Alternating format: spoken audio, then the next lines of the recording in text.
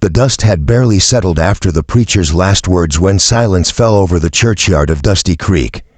The preacher wiped sweat from his wrinkled brow, looking from one man to another. Nobody moved. The bride stood alone at the front, a woman in a faded white dress, hands clutching wildflowers that trembled with her breath. Her name was Ellen May, 40, maybe 45, though no one in town dared ask. Her face was kind but worn, the kind of face that carried the years of a woman who'd seen both drought and death. The marriage had been arranged, or rather, offered. A woman like her deserves a home, the preacher had said. She'd lost her family to fever, her land to taxes, her hope to time. The men of Dusty Creek had drawn names from a hat for a chance to claim her hand. But when the day came, when her veil lifted under the glaring noon sun, no one stepped forward. Any man here wished to take this good woman as his wife. The preacher called again. His voice echoed like a whip through the still air. Boots shuffled. Someone coughed. A crow cawed from the church roof. Nobody claimed the bride. Ellen May didn't cry. She only looked down, her lips pressing into a thin line.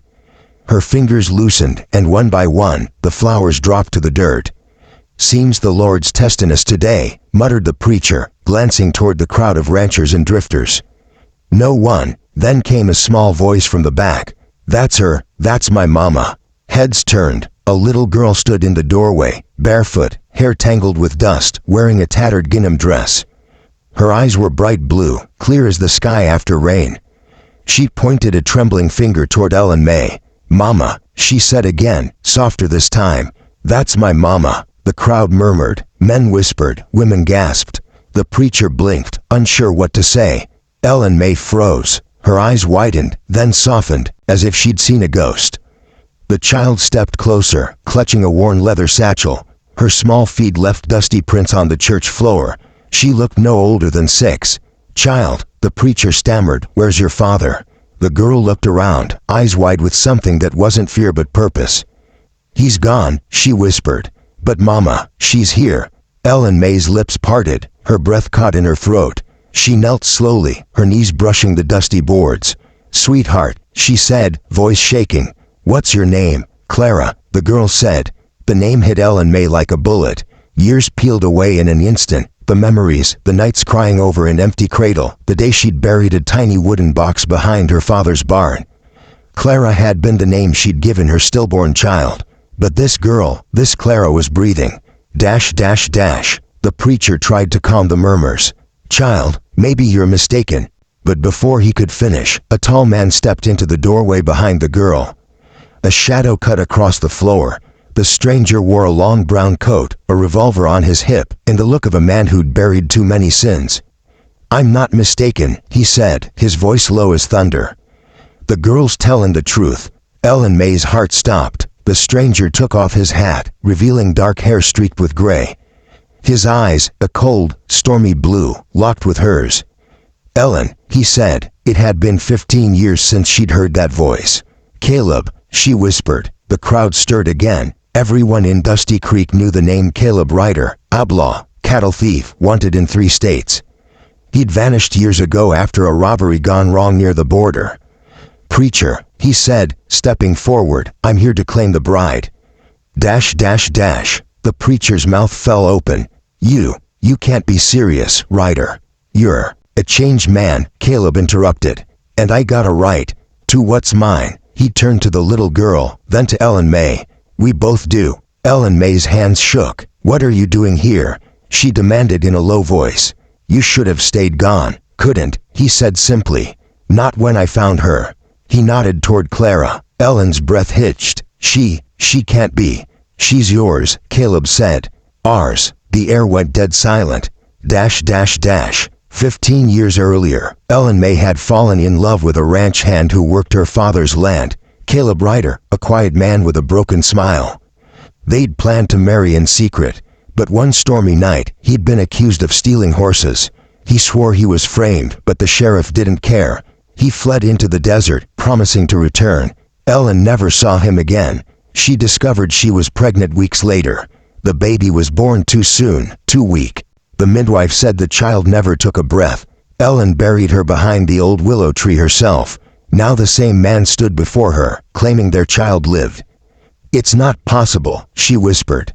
Caleb's gaze was steady. "I buried the one they said died. But I saw the truth, Ellen. The midwife took her, sold her to a wagon couple heading west.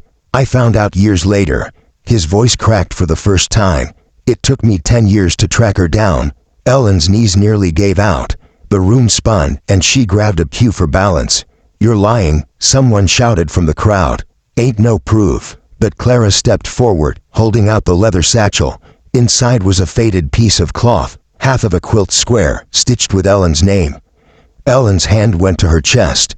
She remembered that quilt. She'd sewn it herself for her unborn baby. She'd kept the other half all these years, folded at the bottom of her trunk. Her fingers trembled as she reached into her pocket and pulled out the matching piece, worn but still bearing the same pattern. They fit perfectly. The crowd gasped. Later, when the others had left, the church stood empty except for Ellen, Caleb, Clara, and the preacher. "I don't understand," Ellen said quietly. "Why now? After all this time?" "Because she needed you," Caleb said. "And because I needed to make it right." He looked down at his hands. The calluses were thick, the scars fresh. "I ain't no good man, Ellen. But I'm done running. You deserve better than being left alone like some forgotten soul." She looked at him, the same eyes, the same stubborn jaw. He'd aged, but so had she. And in that moment, she realized she wasn't angry anymore. She was just tired of being alone. "What about the law?" she asked. "I turned myself in last month," he said. "Served what I owed. Sheriff cut me loose last week. Reckon I got one last chance." The preacher cleared his throat softly. "Well," he said, "if you're here to claim her, I reckon we best finish what we started." Ellen looked at Clara, her little girl, her miracle. Clara smiled, eyes shining with trust. For the first time in years, Ellen smiled back. "All right," she said, "let's finish." Outside, the sun sank behind the canyon, turning the sky golden red. The townsfolk had gathered again, whispering as the ceremony resumed. When the preacher said, "You may kiss the bride," Caleb hesitated, searching Ellen's eyes for permission. She nodded once, and their lips met, not in passion but in forgiveness. The crowd erupted into cheers and tears alike. Even the roughest men tipped their hats. But before joy could settle, a rifle cracked from the ridge. The sound echoed through the valley. Caleb staggered. His hat flew off. Blood bloomed on his shoulder.